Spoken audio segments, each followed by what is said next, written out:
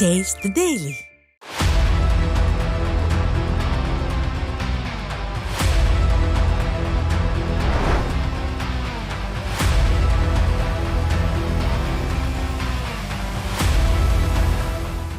News டே நேயர்களுக்கு வணக்கம். இன்றைய சொல்லியடி நிகழ்ச்சியின் சிறப்பு விருந்தினராக நாம் தமிழர் கட்சியிலிருந்து சசிகுமார் நம்மோடு இணைந்திருக்கிறார். அவரிடம் பேசலாம். சார் வணக்கம். சார் வணக்கம்.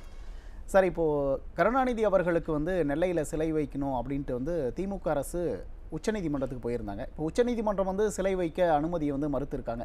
ஏற்கனவே உயர்நீதிமன்றம் போயிட்டு அங்கே மறுப்பு தெரிவித்ததுனால மேல்முறையீட்டு மனுவாக உச்சநீதிமன்றம் போனாங்க. இப்போ மறுப்பு தெரிவிச்சிருக்காங்க.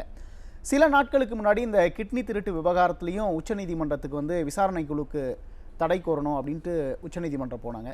இதெல்லாம் நமக்கு என்ன செய்தி சார் சொல்லுது? அதாவது திமுக எப்போதுமே ஆட்சிக்கு வந்ததுக்கப்புறம் என்ன செய்வாங்க அப்படின்னா, தன் மீது வரக்கூடிய வழக்குகளாக இருக்கட்டும், தன் மீது வரக்கூடிய பழிகளாக இருக்கட்டும், தான் செய்த தவறுகளை மறைப்பதற்காக எப்போதுமே உடனடியாக நேரடியாக உச்சநீதிமன்றம் நாடுவாங்க, வழக்காடு மன்றத்துக்கு போவாங்க. தன் குடும்பம், தன் கட்சிக்கு சார்ந்தது, இதை மட்டும் பார்க்கறதுக்கு மட்டும்தான் வழக்காடு மன்றத்தை போவாங்க. அது நீங்கள் அவரோட அப்பா இறந்ததுக்கு இடம் வாங்குறதா இருக்கட்டும், இல்லை 2G வழக்காக இருக்கட்டும், இல்லை செந்தில் பாலாஜி அவர்கள் டாஸ்மாகில் மாட்டினதாக இருக்கட்டும், இதெல்லாம் அவங்களுக்கு ரொம்ப முக்கியமாக தோணும். அதற்காக போவாங்களே தவிர, இதுக்காக காவிரி நதிநீர் பிரச்சனையாக இருக்கட்டும், முல்லை பெரியார் பிரச்சனையாக இருக்கட்டும், இல்லை கச்சத்தீவு பிரச்சனையாக இருக்கட்டும், இல்லை நீட்டு சம்மந்தமான பிரச்சனையாக இருக்கட்டும், எதை பற்றியுமே மக்கள் பிரச்சனையை பற்றி அவர் கவலைப்பட மாட்டாங்க.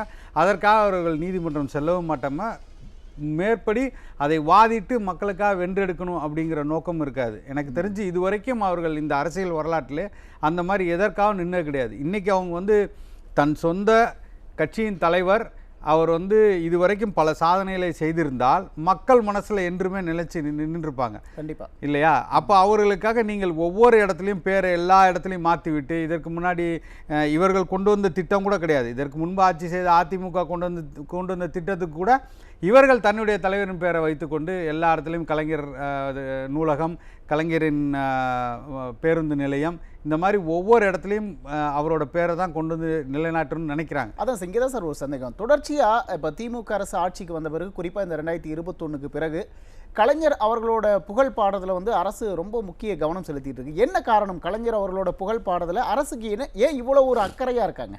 கலைஞரே அப்படி தான் இருந்தார். அவர் தன்னுடைய புகழை பாடிக்கிட்டு தான் அந்த வாழ்க்கை ஃபுல்லாக இருந்தார். அவர் ஒரு கூட்டத்தை வைத்துக்கொண்டு, எங்கு பார்த்தாலும் சினிமாக்காரர்களை வைத்துக்கொண்டு தன்னை பாராட்டு விழா நடத்துறதும், கடைசி வரைக்கும் அவர் இப்படி இருந்து தான் போனார். அதை தான் அதோட நீட்சியாக தான் இவங்க செய்கிறாங்க. இவங்க என்ன நினச்சிட்டாங்கன்னா, தன் குடும்பத்தை தவிர, தன்னை தவிர யாரும் எனக்கு எதிரியே கிடையாது, இல்லை தன்னை யாரும் வீழ்த்த முடியாது என்ற ஒரு நட்ப ஆசையில் இதை தொடர்ச்சியாக இந்த வேலை செய்யணும். அவங்க ஆட்சிக்கு வந்த உடனே என்ன பண்ணுவாங்கன்னா, எல்லா இடத்துலையும் விளம்பரம். இப்போ இன்றைக்கி பாருங்கள், எங்கு சென்றாலும் நீங்கள் ஸ்டாலின் அவர்களின் விளம்பரத்தை பார்க்கலாம். உங்களோடு ஸ்டாலின் அவர்கள் அப்படின்னு சொல்லி 10,000 இடத்துல நாங்கள் முகாம் போடுறோன்னு இருக்காங்க. இன்றைக்கி 10,000 நீங்கள் கணக்கு பண்ணிங்கன்னா 234 தேதியில் ஒரு தொகுதி குறைஞ்சது 40 இடத்துல போட்டிருக்கணும். ஒரு இடத்துல 2 இடத்துல கூட இல்லாது அங்கேயும் ஆளுங்களை வரல. அவங்க கேள்வி கேட்டாலும் அதுக்கான பதில் தெரியல. போலீஸை வைத்து, காவல்துறையை வைத்து தள்ளி விட்றாங்க, அடிக்கிறாங்க. அவர்களை எந்த இடத்துலையும் சித்திரவதை செய்யாமல் விடுறதில்லை, அவர்களுக்கான தீர்வு கொடுக்கவே இல்லை. அப்போ இது எல்லாமே இந்த திமுக அரசை பொறுத்த வரைக்கும் எல்லாமே ஒரு வெற்று நாடகமாக தான் இருக்கும். ஒரு விளம்பர அரசியல் மட்டும்தான் பண்ணுவாங்க. இங்கேருந்து ஜெர்மனி போகிறேன் பாரு, இங்கேருந்து ஆஸ்திரேலியா போகிறேன் பாரு, அதுக்கான செலவு என்னாச்சு? 550 வாக்குறுதியில் நீங்களே 250 வாக்குறுதி 110 விதியின் கீழ் கொண்டு வந்த 250 முடியாதுன்னு சொல்கிறீங்க.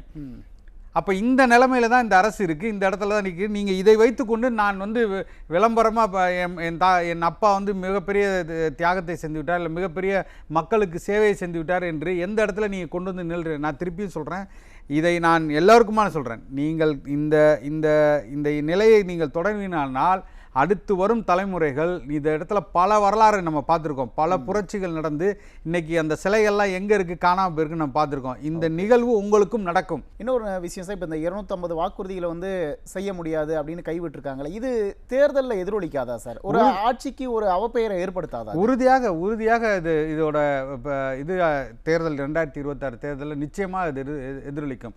ஏன்னா இதை நான் சொல்கிறேன்னா, நீங்கள் ஒரு ஒரு பொய்யான வெற்று வாக்குறுதிகளை கொடுத்துவிட்டு நீங்கள் இந்த 4.5 ஆண்டு காலமும் இதை எந்த விதத்திலும் செய்யாமல் நீங்கள் வெறும் இலவசத்தை மைத்தும் கொடுத்துக்கிட்டு நீங்கள் 1000 ரூபா இன்றைக்கி வந்து நீங்கள் வந்து எதை கேட்டாலும் மோடி அரசு செய்யலை அப்படிங்கிறீங்க, மோடி அரசு எனக்கு நிதி கொடுக்கல அப்படிங்கிறீங்க. நீங்கள் இங்கு சரியாக நீங்கள் வந்து இந்த பொருளாதாரத்தை சரியாக நீங்கள் இது பண்ணி நீங்கள் இந்த ஆட்சி அதிகாரத்தை வைத்துக்கொண்டு நீங்கள் பொருளாதாரத்தை மேம்படுத்துறதுக்கோ இல்லை வளர்ச்சி திட்டங்களை கொண்டு வரதுக்கோ இங்கு இந்த மக்களை ஒரு நல்ல நிலைமைக்கு கொண்டு போகிறக்கோ, ஃபார் எக்ஸாம்பிள் நீங்கள் வந்து ஒரு 3 லட்சம் இளைஞர்கள் இருக்காங்க, அதுகளுக்கு வேலைவாய்ப்பை ஏற்படுத்தி கொடுக்குறக்கோ எந்த திட்டங்களையும் நீங்கள் கொண்டு வரலையே. இதை வைத்துக்கொண்டு நீங்கள் எப்படி 2026 தேர்தலில் நீங்கள் போய் நல்லாட்சி கொடுப்பேன்னு எப்படி நிற்பீங்க? அவர்களுக்கான எந்த திட்டங்களையும் நீங்கள் நிறைவேற்றலை. இன்றைக்கி வந்து நீங்கள் 1000 ரூபா கொடுக்குறேன்னு சொன்னதிலே இன்னும் 1 கோடி பேருக்கு மேலே நீங்கள் கொடுக்கல, நீங்கள் வந்தா தருவேங்கிறீங்க. ஆனால் இங்கே தான் சார் ஒரு சந்தேகம். இப்போ நீங்கள் சொன்ன மாதிரி இப்போ வீண் விளம்பரங்களுக்கு அரசு நிறையா செலவு பண்ணுது அப்படின்ட்டு, வெளிநாடு போயிட்டு வந்தார், ஏர்போர்ட்லேருந்து இங்கே வர எவ்வளோ விளம்பரம் பண்ணுறாங்க, நிறைய விளம்பரங்களுக்கு அரசு செலவு பண்ணிகிட்டு இருக்கு, நம்ம அதை பார்த்துக்கிட்டு தான் இருக்கோம். ஆனால் இப்போ இந்த உச்சநீதிமன்றம் போகிற விவகாரம் இருக்கட்டும் சார், கள்ளக்குறிச்சியில் சிபிஐ விசாரணை வேணாம் அப்படின்ட்டு உச்சநீதிமன்றம் போனாங்க. டாஸ்மாகில் அமலாக்கத்துறை ரெய்டு வேணாம் அப்படின்ட்டு உச்சநீதிமன்றம் போனாங்க. கிட்னி திருட்டில் வந்து விசாரணை குழு வந்து தடை செய்யணும்னு உச்சநீதிமன்றம் போகிறாங்க. துணைவேந்தர்கள் வந்து விவகாரத்தில் வந்து உச்சநீதிமன்றம் போகிறாங்க. இதுக்கெல்லாம் மக்கள் வரிப்பணத்தை தானே செலவு பண்ணுறாங்க. ஆனால் மக்களுக்கு ஒரு திட்டம் வேணும் அப்படின்னு கேட்கும்போது மட்டும் அரசு வந்து நிதி இல்லை அப்படின்னு தானே காரணம் காட்டுறாங்க. அப்போ இதற்கான நிதியெல்லாம் எங்கேருந்து வருது? இல்லை மக்களோட வரிப்பணத்தை ஆளும் அரசு தவறாக பயன்படுத்துதா? இல்லை, அதுதான் ஆளக்கூடிய திமுகவுக்கும் பாஜகவுக்கும் இருக்கிற மிகப்பெரிய பிரச்சனையாக தான். 2 பேரும் அதுக்கான சிக்கல் உருவாகிறதே அங்கே தான். நீங்கள் வந்து இலவசம், இது வந்து இவங்க பாஜக சொல்லலை, இது வந்து நீதிமன்றமே சொல்லியிருக்கு, நீதிமன்றமே கண்டிச்சிருக்கு. நீங்கள் வந்து திட்டத்துக்கு நீங்கள் எந்த இடத்துல நீங்கள் செலவு பண்ணுறீங்க, தேவையில்லாத இலவசங்களுக்கும் இதுக்காக நீங்கள் பணத்தை அதிகமாக நீங்கள் செலவு பண்ணிகிட்டு இருக்கீங்க, உங்களோட பொருளாதார திட்டங்கள் சரியாக இல்லைன்னு சொல்லி நீதிமன்றம் கண்டிச்சிருக்கு அவங்கள. அப்போ அந்த நிலைமையில தான் இந்த ஆட்சி நடந்துகிட்டு இருக்கு. அவங்களுக்கு என்னென்னா இந்த வரக்கூடிய சாராயத்தின் வரக்கூடிய பொருளாதாரத்தை மட்டும் வைத்துக்கொண்டு இந்த மாநிலத்தில் நான் மிகப்பெரிய வளர்ச்சியை அடைந்து விட்டோம், 11.5% வளர்ச்சி அடைந்து விட்டோம், பாருங்கள் இந்தியாவிலே நாங்கள் தான் மிக அதிகமாக வளர்ச்சி பெற்ற மாநிலமாக இருக்கோங்கிற ஒரு சுத்தம் பொய்யான ஒரு தகவலை நீங்கள் கொடுத்துட்ருக்கீங்க. நீங்கள் அந்த செக்டாரில் எந்த இடத்துல நீங்கள் வளர்ச்சியை கொண்டு வந்தீங்க? நீங்கள் எந்த துறையில் நீங்கள் வந்து அதில் வந்து 3 செக்டார்ஸ் இருக்குது. நீங்கள் பிரைமரி செக்டார், செகண்டரி செக்டார்ஸ், இல்லை வந்து சர்வீஸ் செக்டார். சர்வீஸ் செக்டார்லேருந்து வருதா? நீங்கள் இங்கிருந்து மேனுஃபேக்சரிங் உற்பத்தி பண்ணி உற்பத்தி பொருளாதாரத்தின் மூலமாக இந்த வளர்ச்சியை எட்டினீங்களா? எந்த இடத்துல நீங்கள் வளர்ச்சி இல்லை, வெளிநாடுகளிலேருந்து நீங்கள் வந்து முதலீடை ஈர்த்தீங்க, அவர்கள் இங்கே வந்து தொழில் தொடங்கினாங்க, அதன் மூலியமாக நாங்கள் வெளிநாட்டுக்கு எக்ஸ்போர்ட் பண்ணதுனால எங்களுக்கு வந்த வருமானம், அதனால் நாங்கள் இந்த வளர்ச்சியை ஜிடிபி எட்டியிருக்கோன்னு சொல்கிறீங்களா? எந்த இடத்துல? வெறும் நீங்கள் அதிகபட்சமாக நீங்கள் சாராயத்தை அதிகமாக ஒவ்வொரு இடத்துலையும் விற்றுக்கிட்டு இருக்கீங்க, டார்கெட் வச்சு விற்கிறீங்க. ஒவ்வொரு பண்டிகைக்கும் நீங்கள் வந்து டார்கெட் வச்சு 400 கோடி, 450 கோடி, 500 கோடி என்று நீங்கள் இதழ் வருமானத்தை ஈட்டுறதா இருக்குது. இல்லாட்டி வரி. நீங்கள் தமிழ்நாட்டை பொறுத்த வரைக்கும் இன்றைக்கி திமுக செய்யக்கூடிய இவர்கள் எப்படியோ அதை விட மோசமாகத்தான் இன்றைக்கி திமுக இங்கே நிற்கிது. இன்றைக்கி திமுக செய்யக்கூடிய நீங்கள் சொத்து வரியாக இருக்கட்டும், சொத்து வரியெல்லாம் யார்கிட்ட இருந்து? இதுக்கும் மோடி அரசுக்கும் காரணமா? மத்திய அரசு காரணமா? அப்போ அதை ஏன் நீங்கள் உயர்த்தினீங்க? இன்றைக்கி நீங்கள் வந்து பெட்ரோலுக்கும் டீசலுக்கும் வந்து குறைப்பேன்னு சொன்னீங்களே, அது யாரை கேட்டு குறைக்கிறேன்னு சொன்னீங்க? இன்றைக்கி பாஜக அரசை கேட்டால் நீங்கள் சொன்னீங்க இல்லையே, நீங்கள் தானே வாக்குறுதி கொடுத்தீங்க, எங்கே போச்சு? சிலிண்டருக்கு மானியம் கொடுக்குறேன் நீங்கள், அது எங்கே நிற்கிது இன்றைக்கி? அப்போ இத்தனையும் நீங்கள் செய்துவிட்டு, நீங்கள் இந்த மக்களை ஏமாற்றிவிட்டு, நீங்கள் எல்லா இடத்துலையும் நீங்கள் வந்து பாஜக தான் செய்து வைத்தார், அதனால் தான் எங்களுக்கு எதுவும் இல்லை என்பது சுத்த பொய், சுத்த மக்களை ஏமாற்ற. அதுதான் எனக்கு சந்தேகம். இப்போ ஆளும் அரசு தான் கட்டணத்தை உயர்த்துறாங்க, வரிகளை உயர்த்துறாங்க, விலைவாசியை அதிகப்படுத்துகிறாங்க. அப்படிங்கும்போது அதை மத்திய அரசுனால தான் நாங்கள் இதை பண்ணுறோம் அப்படின்னு சொல்கிறது ஏன்? ஏன்னா இவங்களோட இயலாமை தான் பிரச்சனை. இப்போ என்னென்னா, ஒரு உதாரணத்துக்கு சொல்லணும்னா, இப்போ நீங்கள் இல்லை இதில் இன்னொரு சந்தேகம் என்ன வருதுன்னா சார், இப்போ இவங்க டேக்ஸ் எல்லாம் ஒரு பக்கம் உயர்த்திட்டாங்க, இன்னொரு பக்கம் கடன் நிறைய வாங்கியிருக்காங்க, இந்த நிதி நிலைமையை வந்து அரசுக்கு முறையாக கையாள தெரியலையோ அப்படிங்கிற ஒரு கேள்வி வருது. அதுதான் சொல்ல வந்தேன். இப்போ நம்ம பிடிஆர் பழனிவேல் தியாகராஜன் அவர்கள் முதல்ல இருந்தோடனே முதல் மாதத்திலே அவர் வெளிப்படையாக சொல்லிட்டார். ஓகே, வெளிப்படையாக சொல்லிட்டார், ஒரு பொருளாதாரம் படித்தவர், மிக நன்கு படித்து கல்வியறிவு பெற்ற ஒருத்தர் அந்த கட்சியில் இருந்தால் என்ன நிலைமை ஆகுங்கிறது அவர் ஒரு ஆள் தான் உதாரணம். ஓகே, ஒரு சரியான ஒரு நபரை நீங்கள் கொண்டு வந்து வச்சோன்னே அவர் உடனடியாக முறைகேட சொல்லிட்டார். 30,000 கோடி இவங்க அடிச்சிட்டாங்க, இந்த குடும்பத்துக்கே போகுதுன்னு வெளிப்படையாக சொன்னோன்னா அவர் தூக்கி இன்றைக்கி வந்து ஓரங்கட்டி எங்கோ ஒரு இடத்துல ஒதுக்கிட்டாங்க. அப்போ நீங்கள் நினச்சி பாருங்கள், இந்த திமுக அரசு இதனால் வரை எப்படி நிதியை கையாண்டிருக்கும், நிதியை இவர்கள் எப்படி சரியாக பயன்பாட்டுக்கு கொண்டு வந்திருப்பாங்க அப்படின்னு இதிலே தெரிய வேணாமா? அப்போ ஒரு இடத்துலையும் அவர்கள் வந்து பல அறிஞர்கள் குழுவை கொண்டு வந்தாங்க. பொருளாதார மேதைகள் பொருளாதார குழு நம்பிச்சாங்க. எங்கே போச்சு அந்த குழு? எங்கே இருக்காங்க? அவர்கள் கொடுத்த அறிக்கைங்க, ஒரே ஒரு அறிக்கை கொடுத்தார். நீங்கள் கொண்டு வந்த பாடத்திட்டம் எல்லாமே தவறுன்னு ஒருத்தர் சொன்னார், ஜவஹர்னு. அவரை தூக்கி வெளில அனுப்பிச்சிட்டிங்க. ஒருத்தர் நீங்கள் பண்ணுறீங்க முறைகேடு இருக்குது 30,000 கோடின்னு, அவரை தூக்கி அந்த துறையிலேருந்து தூக்கி ஓரமாக கட்டிட்டீங்க. இன்றைக்கி அவர் ஒரு மூலையில் கொண்டு வந்து ஐடி துறைன்னு போட்டு ஒரு சும்மா உட்கார வச்சுருக்கீங்க. இன்றைக்கி எங்கே போனாலும் தொழில்துறையை சேர்ந்த டிஆர் பாலு மகன் டிஆர்பி ராஜாவை தான் கூட்டிகிட்டு போகிறீங்க. ஏன் இவரை கூட்டிகிட்டு போகிறதுக்கு என்ன? நீங்கள் எதுக்காக போகிறீங்கிற உண்மையை வெளியில் வந்து சொல்லிடுவார். நீங்கள் தொழில்துறை தொடங்குறதுக்காக போகிறீங்களா, தொழில் வளர்ச்சிக்காக, இந்த தமிழ்நாடு வளர்ச்சிக்காக போகிறீங்களா இல்லையாங்கிறது அவருக்கு நன்கு தெரியும். அவர் வெளிப்படையாக வெளியில் வந்து எல்லாத்தையும் சொல்லிடுவார். அதனால் அவரை தூக்கி ஓரமாக வச்சுட்டீங்க. இன்றைக்கி எங்கே போனால் ராஜாவை கூப்பிட்டு போகிறீங்க, டிஆர்பி ராஜா. அவர் எதுவும் பேச மாட்டார்.